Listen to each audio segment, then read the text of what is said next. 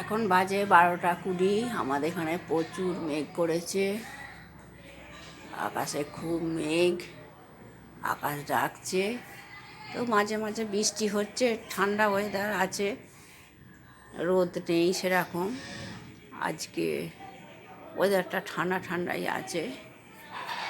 আর আমার তো শরীর খারাপ বলে বললাম সেরকম কিছু রান্না করতে পারছি না।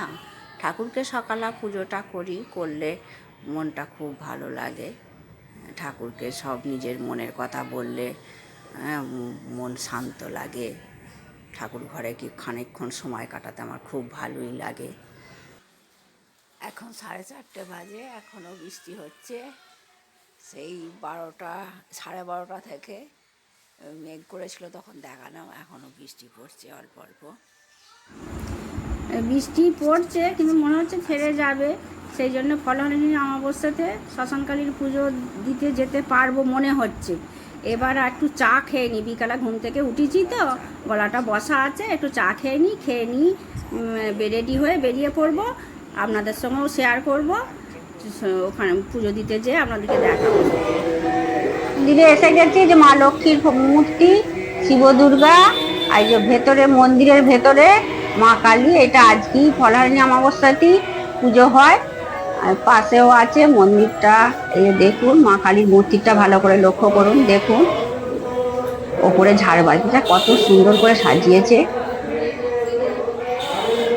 মা কালীর কৃপায় আপনারা ভালো থাকুন, আমিও ভালো থাকি। এই যে সুন্দর করে ভেতরটা দেখছেন কত সুন্দর করে সাজিয়েছে। অমাবস্যাতে আমাদের এখানে শ্মশানকালীর পুজোতে গিয়েছিলাম। দুপুর সকালে, তো ওই সকাল নয় দুপুরবেলা 12:30 12:20 কি 12:30 হবে, তখন থেকে তো মেঘ করেছিল, প্রচণ্ড বজ্রপাত হচ্ছিল। বিকালে উঠলাম যখন 4:30টার সময়, একটু শুয়েছিলাম, 4:30টার সময় উঠেও দেখি খুব মেঘ, বৃষ্টি পড়ছে। কী করে যাবো, যেতাম একটু, কিন্তু শরীরও খারাপ। কিন্তু ঠাকুরের এমনই কি মহিমা, এমনই কৃপা, বৃষ্টি পড়েনি। গেছিলাম মানে 1 কিলোমিটার রাস্তা হেঁটে গেছি, হেঁটে এসেছি। মেয়ে সঙ্গে ছিল, আর স্যার তো পড়াচ্ছিল, বিকালের দিকে তো পড়ায়, 5:30 থেকে তো 8টা অবধি ব্যাচ আছে পড়ায়। মেয়েটা আমাতেই গিয়েছিলাম, ঠাকুরের দর্শন ভালোভাবেই করলাম। তখন ফাঁকাই ছিল। দিয়ে চলে এসেছি এখন বাড়িতে।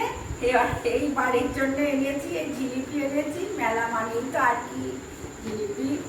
আর আমার মেয়ের নাম কি চুলের বাকি খেতে দেয় না, এই রঙিন জিনিস এরকম খেতে দেয় না, ওই জন্য অল্প কিনেছি পিওর জন্য। তাই এসে দেখে বলছে, যা এসব রঙিন জিনিস কী করতে কিনেছে।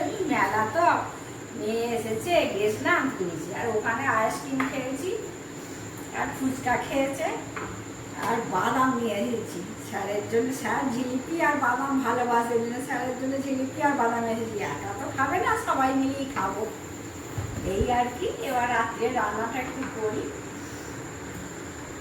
একটু হলুদ দিয়েছি, দিয়ে একটু নুন দিয়ে দিচ্ছি, দিয়ে পনিরগুলো ভেজে নেবো। রাত্রে রুটির এই হবে, টানা পনির করবো।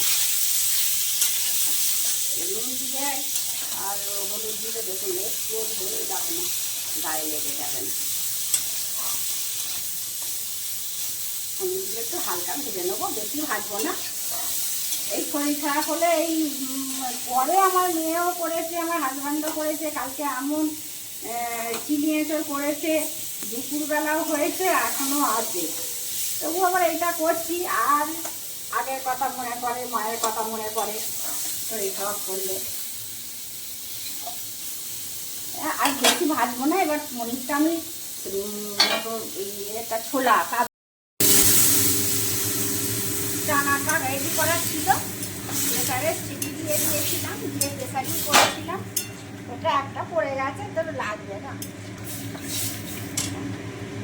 এই পনিরটা ভেজে দিয়ে দিলাম, হয়ে গেল। পনিরটা আমি খুব খাই, ডাক্তারবাবু বলেছেন না ক্যালসিয়ামের জন্য কত রকম রোগ বয়স হলে ধরে যায়, অনেক রকমই ধরে গেছে। আর অ্যালোপ্যাথি ওষুধও অত খেতে পারছি না। এবারে খেতেই হবে, একটু কমে গেলে পনিরাইটিসটা, তখন আবার হোমিওপ্যাথি খাবো।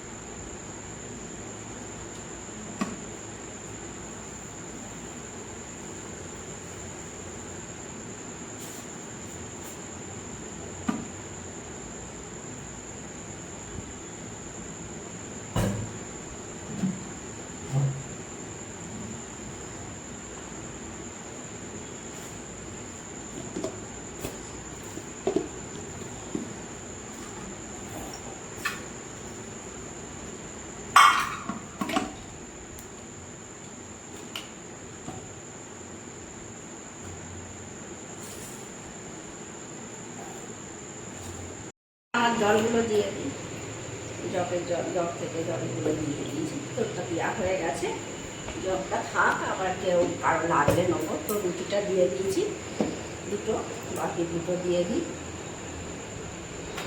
তোর এই আম দিয়েছি, জিলিপি দিয়েছি, মিষ্টি দিয়েছি, এটা চিনি এসব দিয়েছি, আর পনির দিয়েছি। এবার আমরা অত খাবো না, আমরা ওই আম নিয়েছি, জিলিপি নিয়েছি, পনির নিয়েছি, আর এই চিলি এসবটা একটু করে দিয়ে দেবো। তরকারি তো আমাদের বেশি খাওয়া হয়, তরকারি বেশি করেই খাই। আর রুটিটা আমার দুটো রুটি নিয়ে নিই, ও একটা বেশি হয়ে গেছে। থাক, সকালে খেয়ে নেবে, নাহলে তোর বাবাকে দিয়ে দিই তিনটে, ও একদিন খেয়ে নিই। এইটা দিয়েই রাত্রে ডিনার হবে। আর আজকে ভিডিওটা এখানেই শেষ করছি।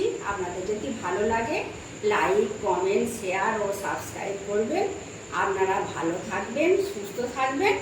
দেখা হচ্ছে পরবর্তী ভিডিওতে।